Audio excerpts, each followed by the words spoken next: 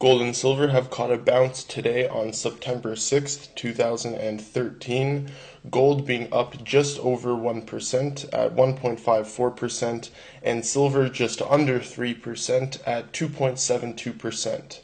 So the levels to watch here on silver, the next upside target is going to be the $26 level.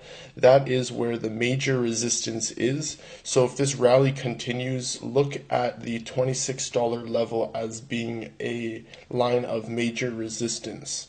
Now in gold, gold is currently trying to fight through this $1,400 level.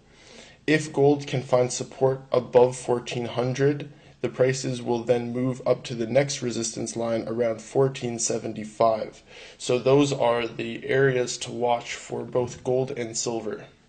Now the reason silver and gold are up so much today, or should I say one of the reasons gold and silver are up, is mainly the US payroll data that just got released.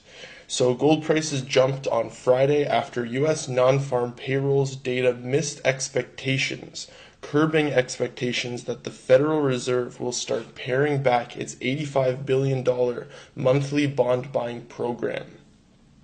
So the hot debate for the past few months has basically been, will the Fed taper or will they not taper? And everybody has been keeping a very, very close eye on the economic data that has been coming out to sort of give us an indication of which way the price will be trading in the future. Now, that's just looking at the gold and silver side of the trade. This tapering is going to affect the entire market, but this YouTube channel is mainly based on gold and silver, so I will just basically be discussing the effects on the gold and silver prices. So if we scroll all the way down to some earlier articles here, on August 29th, we had a report here that says data supports QE tapering, US GDP expands, jobless claims shrink, gold and silver prices fall. So this data was actually supporting QE tapering, mainly because US GDP was growing, jobless claims shrank. That basically means the economy was improving. But if we actually go back before that, there was a report that here, U.S. housing weakens, gold and silver gain. Will the Fed taper in September?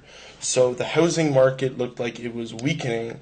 However, the U.S. GDP numbers and the jobless claims were getting better. So these were two conflicting data points showing that one said that we were going to taper, one said that we weren't going to taper, or at least the likelihood of such an event.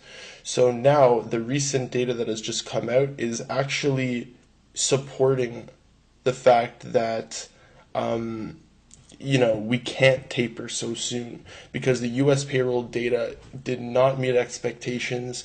It wasn't on track for the economic growth that the Federal Reserve wanted to see.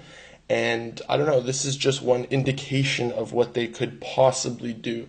It's not telling us exactly what they're going to do, but it's kind of just like a hint.